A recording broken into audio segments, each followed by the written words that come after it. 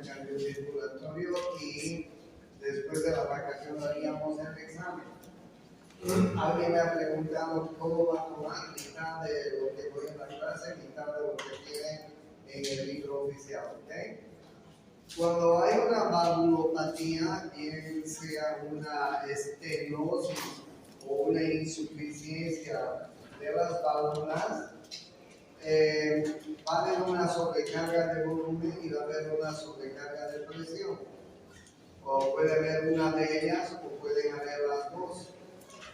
Entonces tenemos que saber que una valvulopatía va a producir un problema en el mecanismo de sobrecarga cardíaca, ¿sí? Cuando tenemos una valvulopatía hay una sobrecarga de volumen muy importante, dependiendo de lo que sea esta valvulopatía. Ustedes pueden ver en este diagrama la sobrecarga de volumen descompensada por aumento de la presión diastólica y disminución de la contractilidad. Entonces tengan en cuenta que una sobrecarga, una valvulopatía mejor dicho, produce sobrecarga de volumen importante. ¿Por qué? Vamos a hablar de una estenosis valvular. Una estenosis valvular que puede estar a cargo o puede estar más bien representada por una estenosis de la válvula aórtica, que es el mismo mecanismo que tener una hipertensión arterial. Ustedes se acuerdan muy bien de la anatomía cardíaca y saben dónde se encuentra la válvula aórtica, ¿no es cierto? A la salida de la arteria aórtica. Entonces, si hay una estenosis valvular, en este caso una estenosis de la válvula aórtica, que como les decía es el mismo mecanismo de la hipertensión, vamos a tener una hipertrofia miocárdica concéntrica en el ventrículo izquierdo, ¿sí? ¿Por qué? Porque para poder vencer esta presión que nos produce la estenosis de la válvula, el corazón tiene que hipertrofiarse. Y entonces va a sufrir una hipertrofia miocárdica concéntrica. Esta hipertrofia miocárdica concéntrica lo que va a producir es una sobrecarga de presión.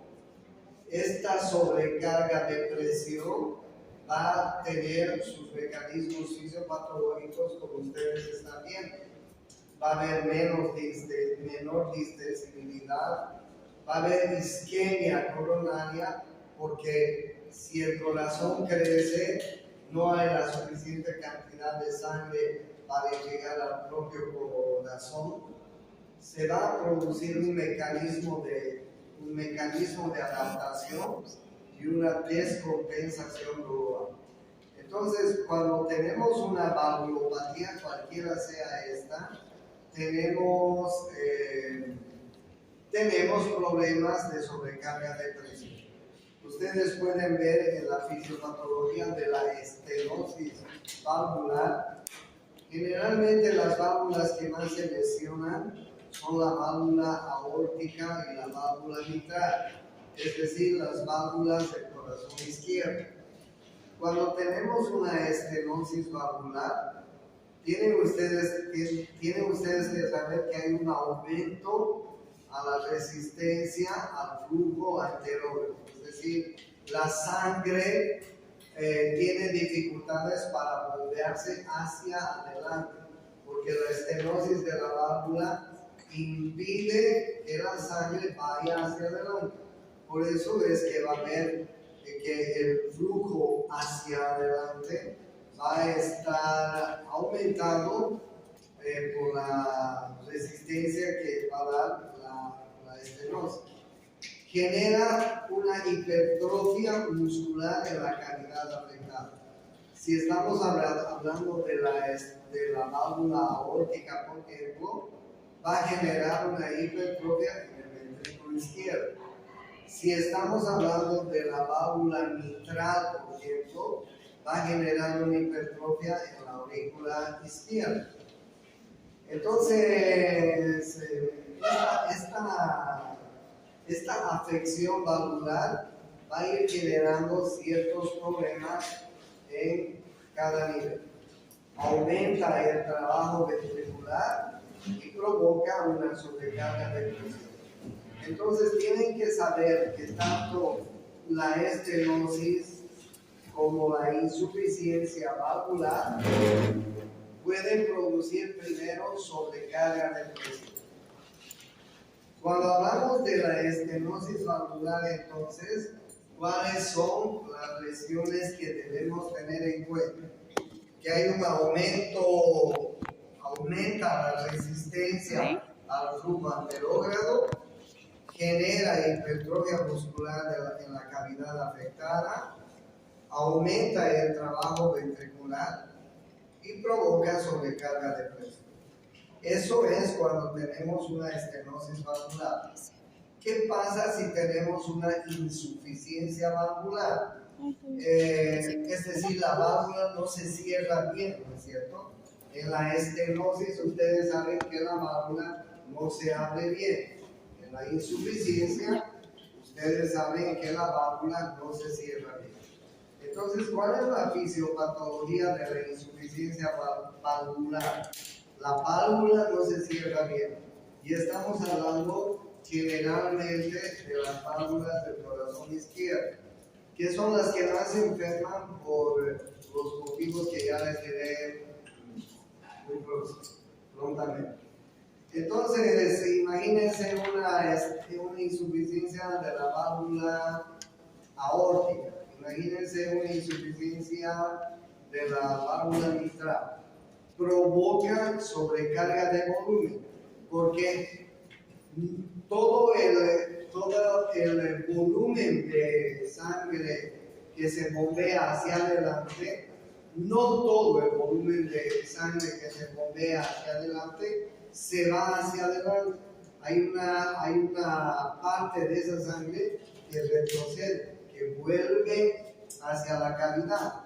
Entonces provoca sobrecarga de volumen, porque no toda la sangre que se va a bombear va a ir hacia adelante. Debido a la insuficiencia valvular, va a haber una cantidad de sangre que va a volver hacia la cavidad original. Imagínense una insuficiencia de la válvula aórtica. No toda la sangre que se bombea hacia la aorta se va a ir hacia la aorta. Como hay una insuficiencia, no se cierra bien la válvula, hay una cantidad de sangre que va a volver al ventrículo izquierdo. Entonces, eso va a provocar sobrecarga de volumen. La compensación fácil en las semilunares que las auriculoventriculares. Es decir, hay una compensación más fácil en las válvulas semilunares, aórtica y pulmonar, que en las auriculoventriculares. En semilunares, es decir, aórtica y en válvula aórtica y válvula pulmonar, el flujo anterógrado es antes que el retrógrado. En auriculoventriculares, el flujo anterógrado y retrógrado son simultáneos. ¿Okay? Quiere decir que la válvula semilunar, cuando está lesionada, cuando la válvula semilunar está lesionada, la sangre retrocede primero hacia la cavidad, más antes de lo que sale. En cambio, cuando las válvulas auriculoventriculares están lesionadas, el flujo anterógrado y retrógrado son simultáneos. Vamos a ir viendo cuáles son las causas de enfermedad valvular. En nuestro medio, la causa de enfermedad valvular más frecuente es la fiebre reumática. Ustedes saben que muchos niños en nuestro medio, cuando están enfermos de una faringoamigdalitis, tienen un mal tratamiento. Los niños no van con la debida frecuencia o no los llevan con la debida frecuencia y con la debida atención al médico. Sus mamás tratan de curarles esa faringoamigdalitis con cualquier medicamento que se consigue en la farmacia. El otro día mismo estaba escuchándole en una farmacia que yo estaba comprando algún medicamento. Se acercó una señora a la farmacéutica y le dijo: hijito está con fiebre y con dolor de garganta, ¿qué le doy? Y la señora, la farmacéutica, le dio paracetamol y le dio 2 capsulitas de amoxicilina de 500 miligramos y le dijo: dele esto. Y le indicó que tome, creo que era un niño ya grandecito, y le dijo que tome cada 12 horas. Bueno, y le vendió 2 capsulitas de amoxicilina y le dio paracetamol. Ustedes ya tienen la idea cabal a estas alturas de la carrera que para una faringoamigdalitis cutácea producida por un estreptococo beta hemolítico, 2 capsulitas de amoxicilina es agua de bote, ¿no es cierto? Porque esa señora le va a dar un día a su hijito y su hijito va a seguir con la infección. Ahora bien, si ese niño tiene 2 o 3 infecciones al año o más todavía, porque eso es lo que ocurre con los niños del área rural. Los niños del área rural se enferman con mayor frecuencia, con mucha frecuencia, y las mamás no los llevan al médico tan seguido como una mamá que vive en la ciudad, que es más digamos, más joichi con sus hijitos, ¿no? O va a llevar más seguido al centro hospitalario. Una mujer del área rural no tiene el suficiente tiempo, a veces el centro médico está lejos, en fin, por muchas razones no lo llevan al médico. Van a la farmacia, en la farmacia compran cualquier cosa que les da la farmacéutica y ese niño con el tiempo va a ser fiebre reumática. Porque como ustedes saben, la fiebre reumática es causada por una toxina que produce el estreptococo beta hemolítico. Esa toxina que produce el estreptococo beta hemolítico se deposita en las válvulas cardíacas y van lesionando las válvulas cardíacas, ¿no? Las van doblando. Entonces, en nuestro medio, la fiebre reumática, la valvulopatía por fiebre reumática es muy frecuente. Ahora bien, imagínense un niño de 6, 7, 8 años que haga una valvulopatía a esa edad. Imagínense cuando ese niño tenga 12, 13 años. Va a ser un niño que va a estar enfermo del corazón, no va a poder hacer la actividad física normal que hacen todos los niños de la edad. Entonces, a los 12, 13 años, ese niño va a ser un cardiópata, va a necesitar probablemente va a necesitar que le haga una cirugía de válvulas y va a necesitar que le implanten nuevas válvulas. Entonces, imagínense el grave problema que existe en nuestro medio por los niños que llegan a ser fiebre reumática. Por eso es que cuando ustedes tengan un paciente con faringoamigdalitis, no tengan la menor duda en tratarlo con una penicilina o derivado de la penicilina. La penicilina sigue siendo adecuada para el estreptococo beta hemolítico.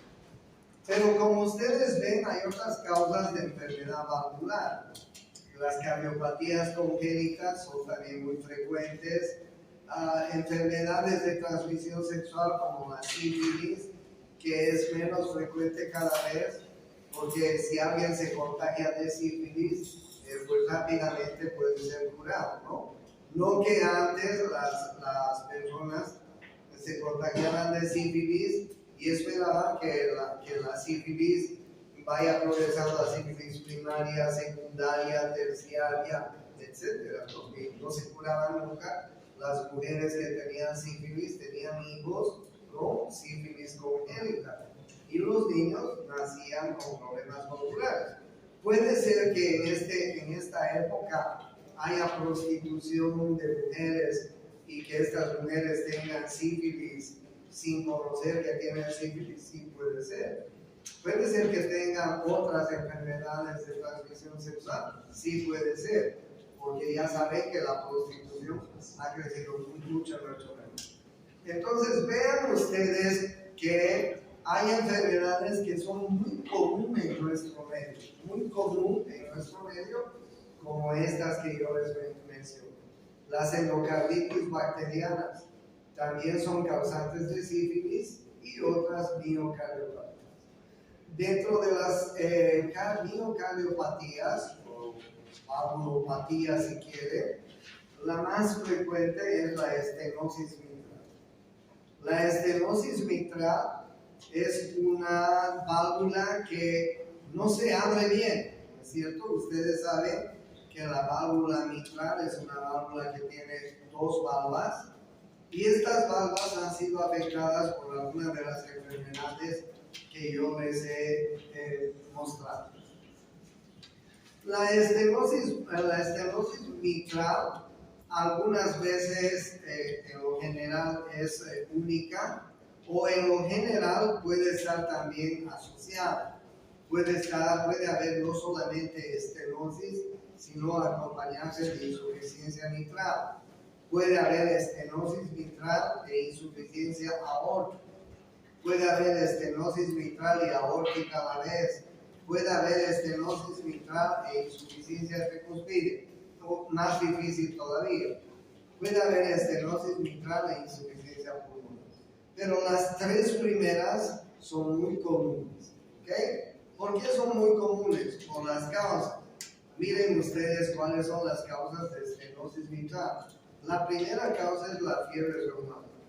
La fiebre reumática. Ustedes, si alguna vez tienen la posibilidad de hacer alguna rotación en el hospital del niño o en la maternidad, van a ver que hay muchos niños que tienen fiebre reumática por el problema que yo les decía hace un poquito. Pero además de fiebre reumática, hay otras enfermedades que producen estenosis mitral.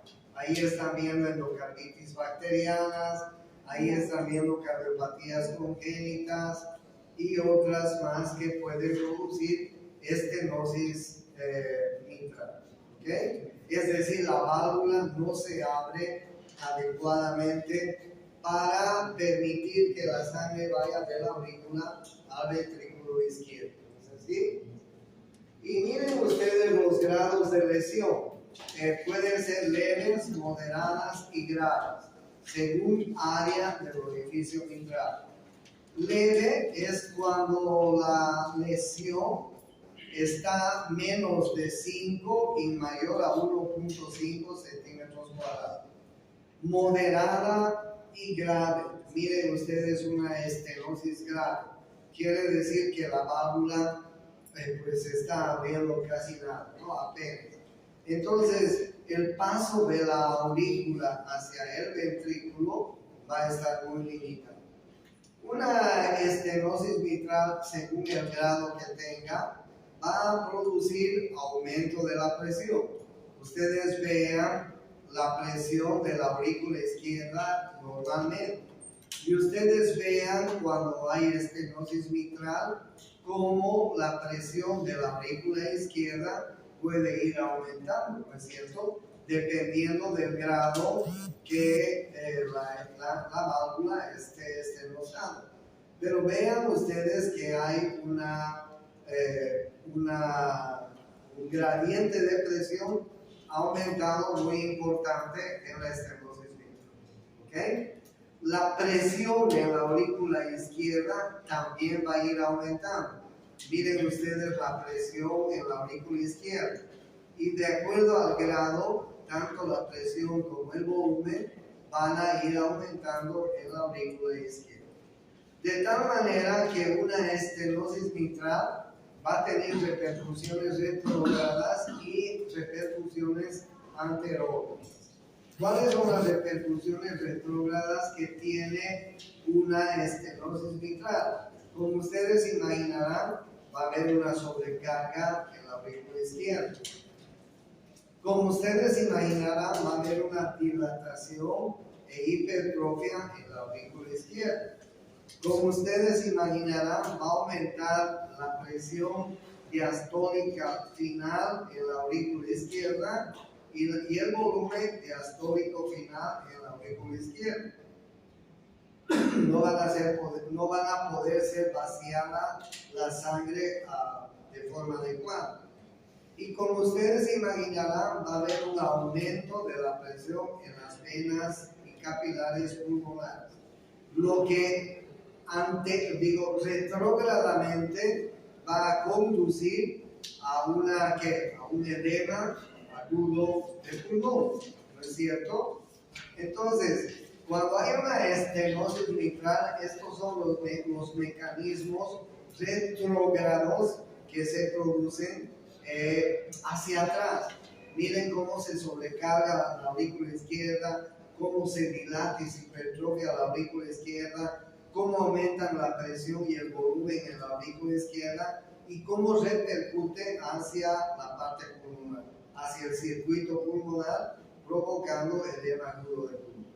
Por eso es que una estenosis mitral va a producir una esclerosis arteriocapilar, va a producir un aumento en la resistencia de la vena pulmonar e hipertensión pulmonar, va a producir una sobrecarga sistólica en el ventrículo derecho, es decir, va a repercutir en el corazón derecho y pues puede afectar a la larga en el corazón derecho, algo que se llama tricuspidile, como están viendo ustedes, tricuspidalización.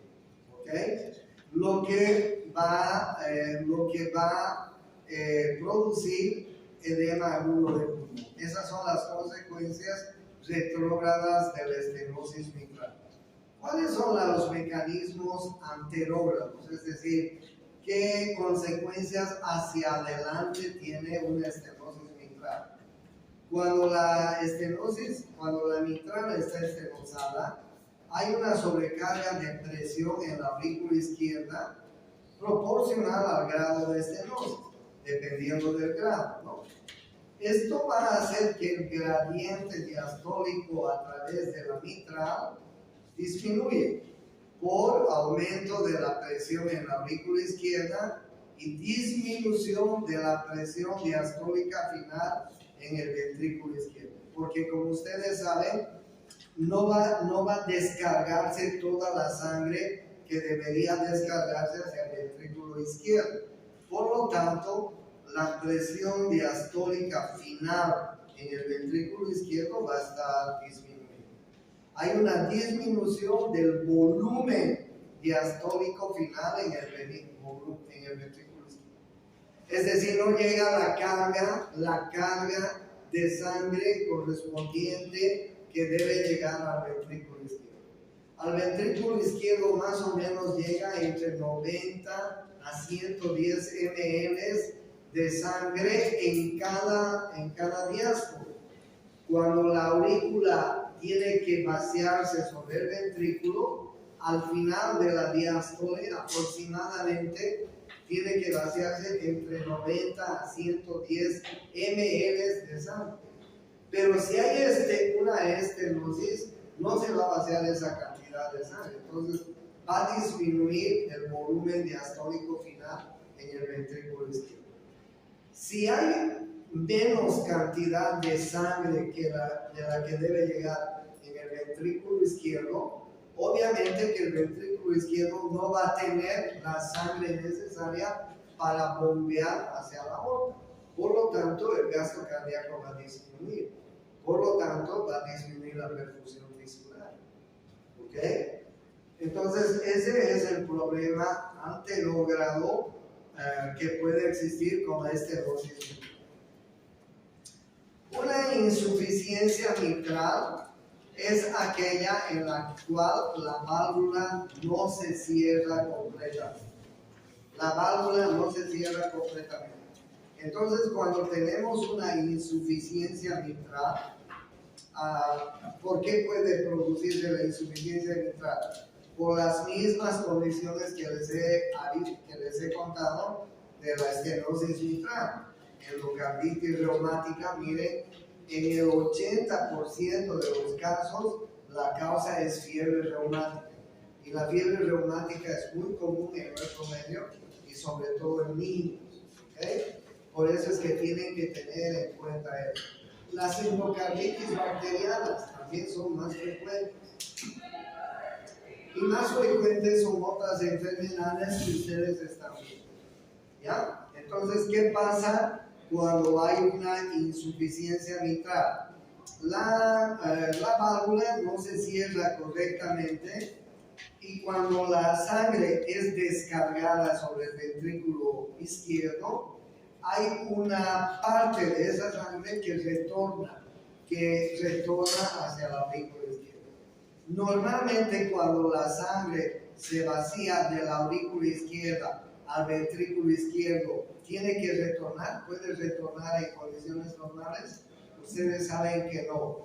En condiciones normales, cuando la sangre se vacía de una cavidad a otra cavidad, no tiene que retroceder. ¿Ok? Pero lo que pasa que acá hay una cantidad de sangre que se vacía en el ventrículo izquierdo y una cantidad de sangre que retorna a la aurícula izquierda. ¿Por qué? Porque la válvula no se está cerrando adecuadamente. Entonces hay una cantidad de sangre que se fluye, que retorna hacia la aurícula izquierda. Por lo tanto, el volumen en la aurícula izquierda va a ir aumentando paulatinamente. Entonces, ¿cuáles son en la fisiopatología, cuáles son los mecanismos retrógrados que pueden producir una insuficiencia mitral? Hay una regurgitación a la aurícula izquierda, lo que no debería haber normalmente. Esta regurgitación de sangre hacia la aurícula izquierda va a hacer que aumente la presión en la aurícula izquierda. Este aumento de presión va a hacer que aumente la presión venosa pulmonar, o sea, hacia atrás. Esto va a hacer que se produzca congestión pulmonar. Esto va a hacer que se produzca hipertensión capilar y arterial pulmonar. Esto va a repercutir sobre el ventrículo derecho. Esta es la causa para que se pueda producir un edema del pulmón, ¿no es cierto? Entonces, tanto la estenosis como la insuficiencia mitral hacia atrás siempre va a repercutir sobre el lecho pulmonar. Y con el tiempo va a repercutir sobre el corazón derecho. ¿Y cuáles son los efectos anterógrados de la insuficiencia mitral? Miren ustedes. Disminuye el volumen sistólico en el ventrículo izquierdo, porque no toda la sangre se descarga en el ventrículo izquierdo. Hay una cantidad de sangre que retorna, que está volviendo hacia la aurícula izquierda. Disminuye la tensión de la pared del ventrículo izquierdo. Aumenta la actividad contráctil del ventrículo izquierdo. Aumenta el vaciamiento sistólico en el ventrículo izquierdo. Y inicialmente hay una compensación inicial. Sí, inicialmente se produce una compensación inicial. Pero debido a que no puede vaciar toda la sangre que debería llegar al ventrículo izquierdo, va a disminuir el gasto cardíaco, va a aumentar el volumen diastólico final en el ventrículo izquierdo, se va a producir una dilatación en el ventrículo izquierdo, va a aumentar la presión diastólica final en el ventrículo izquierdo y va a haber una desproporción en la precardia. Es decir, la cantidad de sangre que debe llegar al ventrículo izquierdo al final de la diástole no va a ser la misma, va a estar disminuida, por eso es que hay una desproporción. Y como la cantidad de sangre que llega al ventrículo izquierdo no es la cantidad adecuada de sangre, pues por lo tanto el ventrículo izquierdo no tiene la cantidad necesaria de sangre para bombear hacia la aorta y hacia el resto de los órganos. Por eso es que el gasto cardíaco está disminuido en una insuficiencia mitral. ¿Qué es lo que pasa en una insuficiencia aórtica? Que es la otra válvula que se enferma, además del problema de la mitral. La válvula aórtica puede estar con insuficiencia o puede tener una estenosis. ¿Qué pasa si la válvula aórtica está insuficiente? Es decir, como ustedes ven, tiene el cierre incompleto. Cada vez que el ventrículo izquierdo bombee la sangre hacia la aorta, va a haber una cantidad de sangre que va a volver hacia el ventrículo izquierdo. En cada sístole que el ventrículo izquierdo bombee hacia la aorta, va a haber una cantidad de sangre que refluya hacia el ventrículo izquierdo. Imagínense cuántas sístoles tenemos en un minuto. Aproximadamente 70 sístoles en un minuto. Entonces, en cada sístole va a haber una cantidad de sangre que vaya hacia la aorta y hacia el sistema circulatorio, pero va a haber una cantidad de sangre que refluye. Va a haber una cantidad de sangre que bombee hacia la aorta y hacia el sistema, pero va a haber una cantidad de sangre que refluye. Y así, con el tiempo,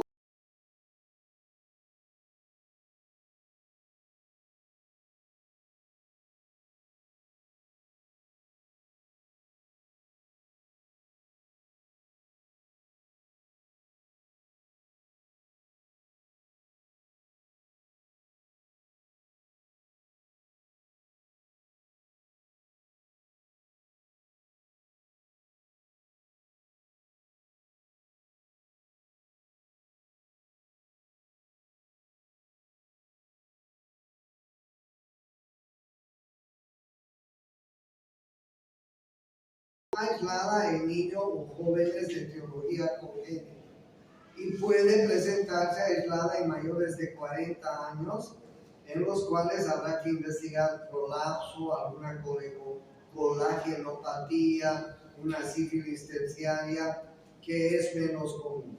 Pero lo más común es lo que les muestro a un comienzo, ¿no? Asociada a fiebre reumática. Bien, entonces, en la insuficiencia aórtica ustedes ven, la fiebre reumática lleva la primera causa. Puede ser por sífilis, puede haber endocarditis bacteriana, arteriosclerosis, en fin.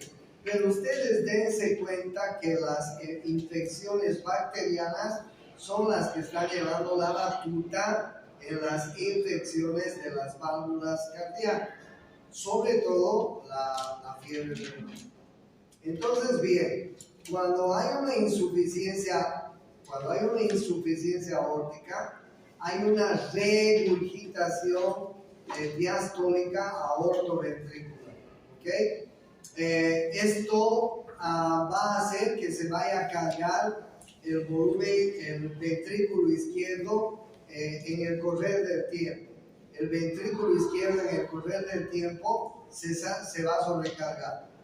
Y en el correr del tiempo, como el ventrículo izquierdo se sobrecarga, va a tener una hipertrofia y una dilatación ventricular. Es decir, se va a producir un corazón más grande. Pero ustedes saben que por la ley de Frank-Starling, el corazón no se puede hipertrofiar hasta el infinito. No es como la fibra estriana periférica. El corazón se hipertrofia hasta un límite y de ahí ya no sirve.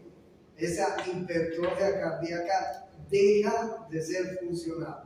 Entonces, el corazón se hipertrofia hasta cierto límite y de ahí deja de ser funcional. Se dilata el corazón y es un corazón que prácticamente no sirve.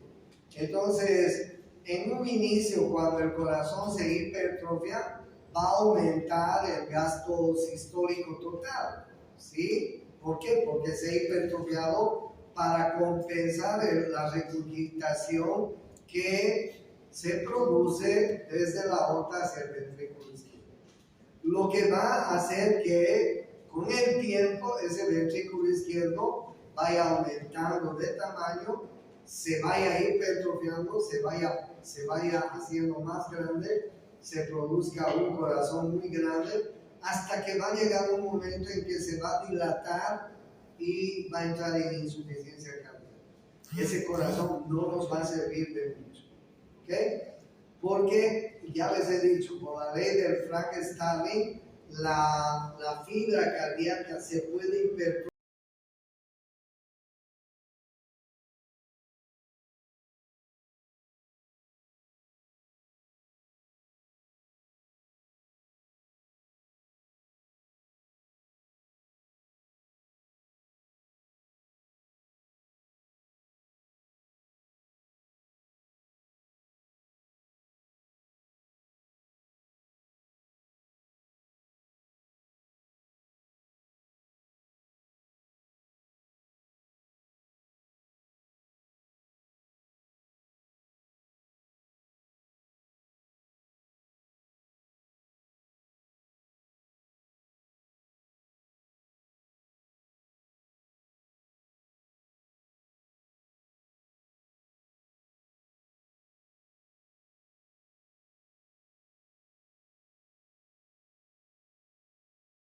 El volumen que regurgita hacia el ventrículo izquierdo.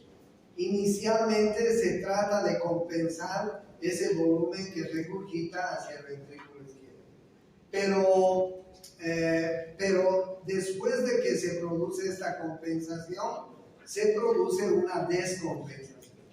Y cuando se produce una descompensación, cuando ese corazón ya no puede más hipertrofiarse, ya se ha dilatado, miren lo que pasa, ¿no? Hay una regurgitación diastólica desde la aorta hacia el ventrículo izquierdo. Aumenta la presión diastólica final en el ventrículo izquierdo y aumenta la presión diastólica en la aorta.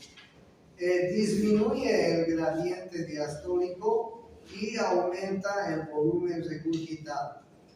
Aumenta la presión diastólica final en el ventrículo izquierdo, aumenta la presión en la vena pulmonar, aumenta la presión a nivel del lecho capilar. Se produce una angina, un edema agudo de pulmón, o más bien retrógradamente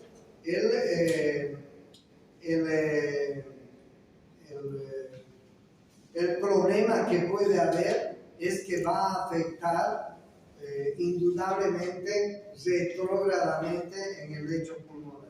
Por eso es que tanto una lesión de la válvula mitral como de la válvula aórtica retrógradamente va a ir afectando al lecho pulmonar, y lo que se va a producir con el tiempo son anginas, edemas agudos de pulmón. Eso es lo que pasa en la insuficiencia aórtica. ¿Qué pasa en la estenosis aórtica? La estenosis aórtica es una válvula aórtica que no se abre adecuadamente. Entonces miren ustedes lo que hace el ventrículo izquierdo.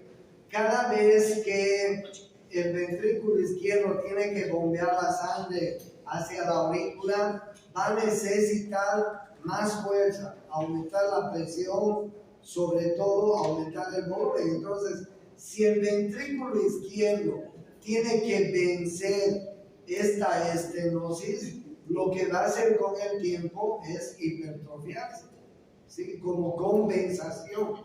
Ustedes se dan cuenta, si hay una estenosis aórtica, el ventrículo izquierdo tiene que hipertrofiarse para poder vencer esta estenosis.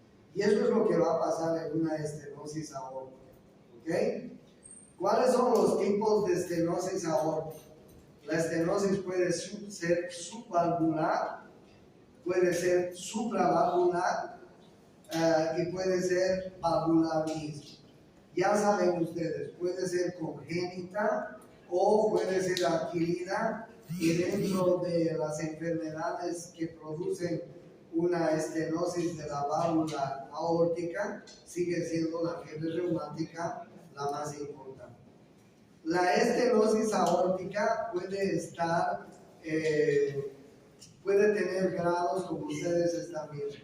leve, moderado y grave, dependiendo del área valvular que esté estenosado. Obviamente ustedes se dan cuenta que una estenosis aórtica grave va a ser una estenosis que solo permita el pasaje de una cantidad muy pequeña de sangre hacia la aorta, ¿no? Por esa razón, cada vez que el ventrículo izquierdo tiene que vencer esta estenosis, tiene que irse hipertrofiando más y más cada vez. ¿Cuál es la fisiopatología de la estenosis aórtica? ¿Qué es lo que debemos mencionar?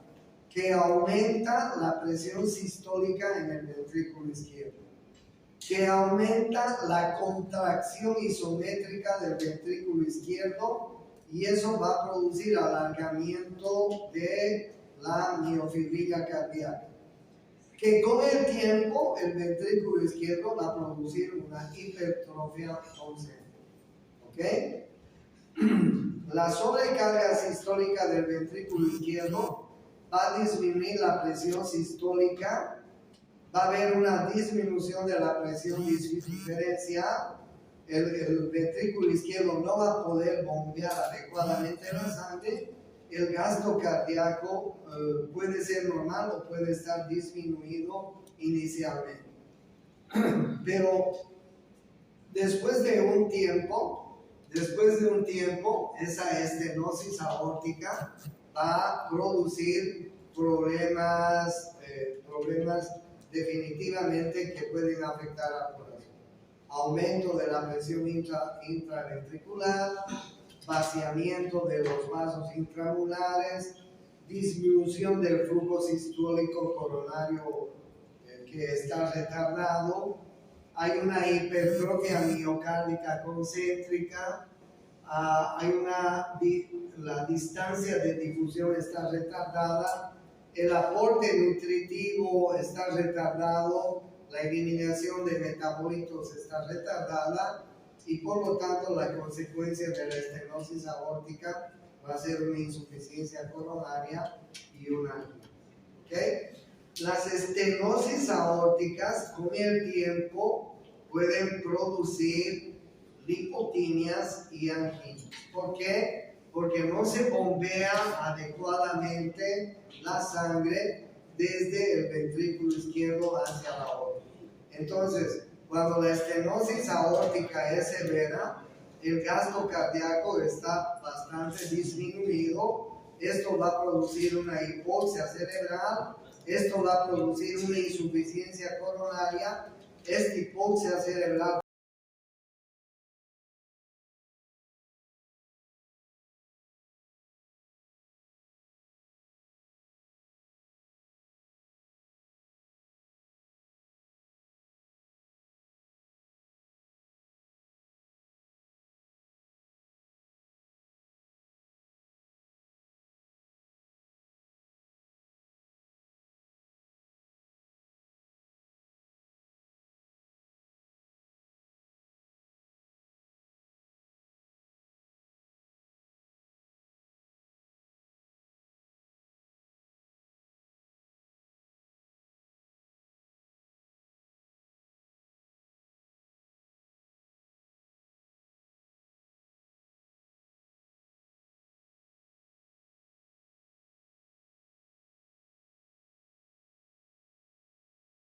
es muy importante que nosotros, los médicos, tengamos en cuenta que una de las causas más importantes es la causa infecciosa.